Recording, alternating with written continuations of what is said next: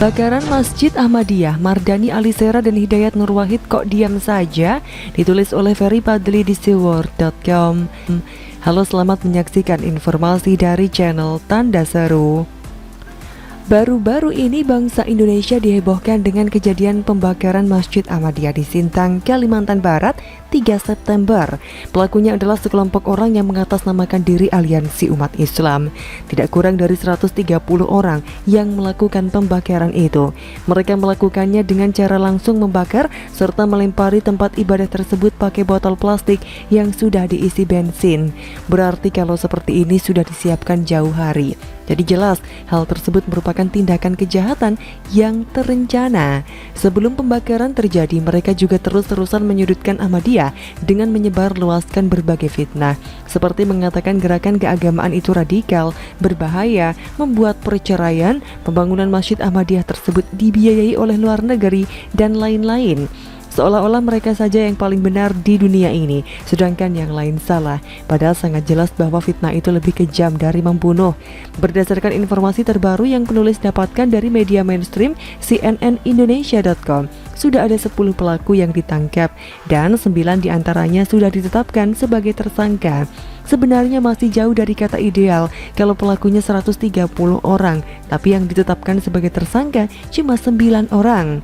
Kejadian pengerusakan dan penyerangan terhadap Masjid Ahmadiyah ini sebenarnya bukan yang pertama kali terjadi.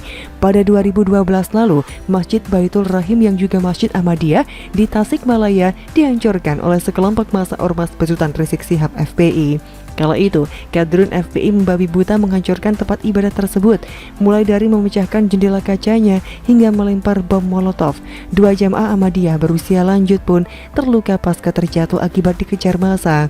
Dan menurut Ketua Pemuda Ahmadiyah di sana, Budi Badrussalam, itu merupakan penyerangan keempat yang dilakukan. Sedangkan jamaah Ahmadiyah hanya bisa bersabar dan bersabar karena mereka tidak punya kekuatan untuk melawan. Beginilah kalau orang sudah mabuk agama seperti para kadrun tersebut, tidak segan melakukan tindakan keji terhadap orang-orang yang tidak sepaham dengannya. Nah, tindakan sadis yang dilakukan oleh sekelompok orang di Sintang itu menuai banyak kecaman dari berbagai pihak. Di antaranya yang turut mengecam dengan keras adalah PBNU yang mengatakan Indonesia adalah negara yang berlandaskan hukum, bukan negara barbar yang mengedepankan aksi main hakim sendiri.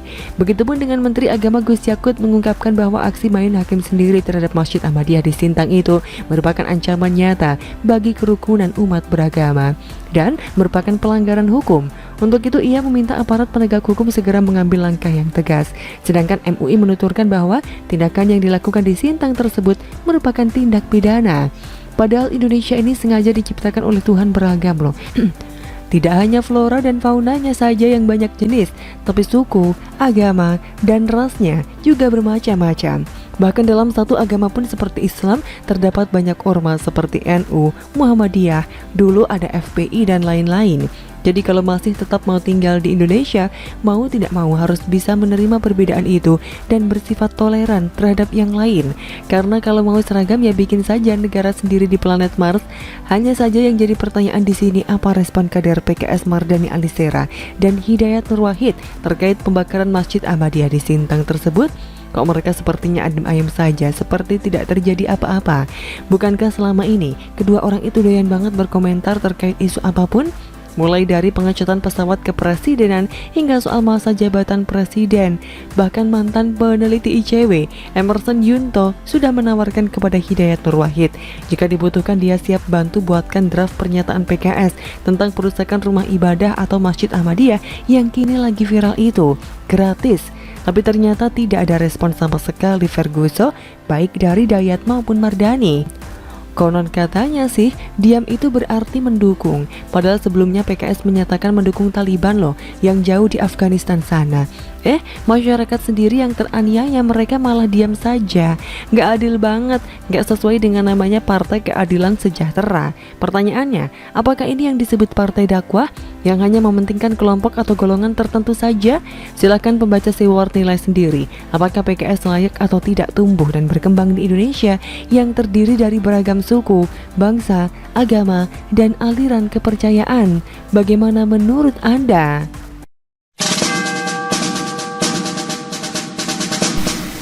Dituduh sebagai sumber kebocoran data presiden, Masihkah Peduli Lindungi aman digunakan?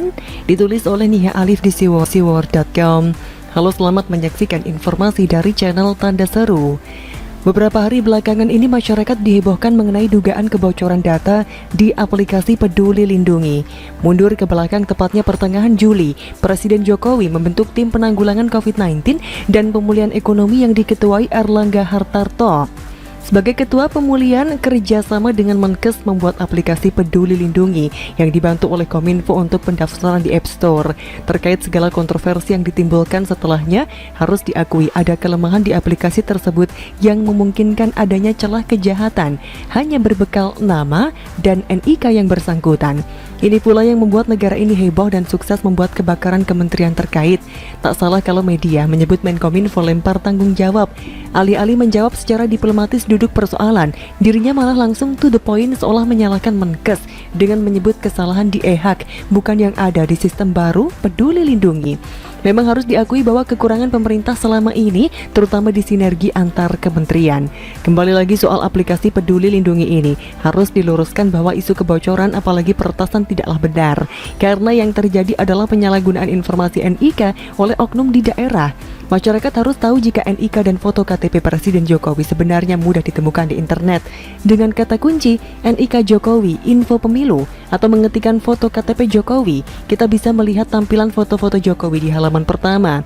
Artinya, memang tidak ada kebocoran di aplikasi itu sendiri. Lantas, kalau sampai pelaku yang menyalahgunakan NIK dan sebagainya ditindak aparat, maka aplikasi itu sendiri harusnya direview ulang karena memungkinkan hal buruk menimpa masyarakat. Jangan hanya fokus menutup data pejabat dan menindak pelaku di lapangan. Semestinya aplikasi ini harus dibuat seefisien mungkin dan menutup adanya penyalahgunaan yang mungkin terjadi. Kalau dirasa login dengan NIK bisa memudahkan atau membantu mereka yang tidak memiliki smartphone dan sebagainya, maka harus dipikir ulang verifikasi tambahan seperti integrasi ke nomor HP yang bersangkutan. Sebelumnya awal bulan Juli, Erick Thohir menjelaskan bahwa integrasi data kesehatan dengan aplikasi Peduli Lindungi dapat memitigasi penyebaran pandemi COVID-19. Ia menambahkan bahwa Peduli Lindungi digunakan sebagai aplikasi tunggal yang terintegrasi dengan data kesehatan, hasil tes PCR atau antigen, sertifikat vaksin, dan kartu kesehatan elektronik yang jadi syarat perjalanan udara. Erick juga menyebut holding BUMN pariwisata dan pendukung serta Telkom turut mendukung integrasi ini agar masyarakat yang menggunakan fasilitas transportasi merasa aman dan terlindungi kesehatannya. Saat ini aplikasi ini juga diperluas sebagai syarat masuk mal dengan hanya melakukan scan barcode yang ada di dalam. Kalau pada akhirnya kita melihat banyak kekurangan aplikasi ini, harusnya memang ada perbaikan sistem keamanan, terutama saat login. Bahkan aplikasi ini dituding pihak oposisi sebagai alat mengumpulkan NIK dan data penduduk demi kepentingan Pilpres 2024 nanti. Kalau isu miring ini dianggap tidak benar, maka harus ada perbaikan sistem keamanan dan jaminan data pribadi tidak akan tersebar. Kita yakin aplikasi negara seperti Peduli Lindungi atau BPJS akan bocor dengan serta-merta. Pada kasus BPJS justru kebocoran diakibatkan adanya transaksi jual beli data dari orang dalam. Inilah PR besar pemerintah. Sekitar 2 bulan yang lalu, saya menyoroti kebijakan aturan SIM card oleh Kominfo. Berkaca dari pengalaman saya yang pernah keluar negeri, seseorang tak bisa dengan mudah membeli SIM card di gerai atau toko. Kita diwajibkan mengisi formulir, memberi fotokopi kartu penduduk atau paspor dan pas foto. Setelah itu baru dilakukan pengecekan dokumen dan sebagainya yang bisa memakan waktu sehari hingga 3 hari lebih tergantung lokasi pendaftaran. Pengalaman 8 tahun yang lalu mungkin berubah lebih canggih lagi saat ini. Makanya, ada harapan integrasi dari pihak terkait untuk memantau SIM card yang beredar. Pemerintah bisa bekerja sama dengan gerai atau toko penyedia kartu dengan memasang fitur sidik jari atau face recognition yang nantinya terhubung dengan data kependudukan yang ada di Kemendagri. Serupa dengan aplikasi Peduli Lindungi yang harusnya bisa dikembangkan lebih baik lagi, apalagi sudah ada integrasi dengan beberapa aplikasi seperti Halodoc di dalamnya. Jangan sampai aplikasi ini jadi eKTP kedua, di mana tidak ada fungsi elektronik sama sekali, hanya bentuk fisiknya saja seperti ATM, tapi isinya seperti KTP lama yang berasal dari kertas. Kini Peduli Lindungi harus menerapkan sistem yang lebih canggih, terutama di bagian login. Kalau bisa ada integrasi dengan Mendagri dengan menerapkan login lewat sidik jari atau pengenalan wajah. Sayang sekali, fitur-fitur canggih di dalamnya tak bisa dinikmati kalau jaminan keamanan data belum terpenuhi. Beberapa fitur yang menjadi andalan diantaranya seperti pindai kode QR, di mana fungsinya adalah untuk memberitahu kapasitas tempat dan beberapa jumlah pengunjung saat ini. Semisal kita pergi ke pasar atau swalayan dengan kapasitas maksimum 1000 orang dan waktu kita memindai barcode ternyata adalah pengunjung ke-400, artinya lokasi tersebut masih aman. Ada juga fitur peta zonasi yang digunakan sebagai peta tempat lokasi terkini berada dalam skala kelurahan. Pengguna fitur ini diharuskan menyalakan GPS agar diketahui lokasinya. Nantinya akan ada tampilan warna berbeda, semisal warna orange untuk resiko rendah dan merah untuk resiko tinggi. Selain itu ada juga tab statistik, teledokter, paspor digital, diari perjalanan, pendaftaran vaksin, dan juga e-hak. Sebagai kesimpulan, aplikasi ini harusnya masih aman digunakan dengan mempertimbangkan saran perbaikan seperti ulasan di atas.